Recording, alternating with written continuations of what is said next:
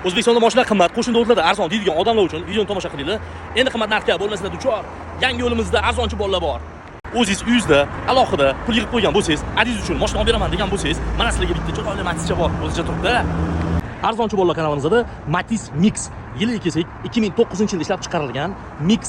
Saloniga kelsak, saloni yomon emas.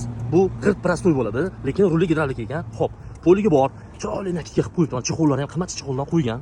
Xo'p, mexaniki, maytofonlari bor, konditsioneri yo'q, lekin pechkalari bor ekan. Xo'p, yurgan probegi sizlarga qiziqmi? Probegini qaranglar, yurgan probegini 104 ming yurgan atiga. Bir qo'l shot spravka ekan. Egalari aytibdi, bir qo'l shot spravka deyaptilar. Mashinaning gazi yo'q, benzinda harakatlangan. Egalari aytibdi, bir qo'l shot spravka deyaptilar. Xo'p, o'zligiga olib, o'zligiga haydagan. Ballonlari ham yomon emas, o'rta qoldi. Mashinaning o't-bo'tlarida kraskasi bor. Motori qanaqa ekan, qanaqa ishlayapti deb so'raydigan odamlar uchun.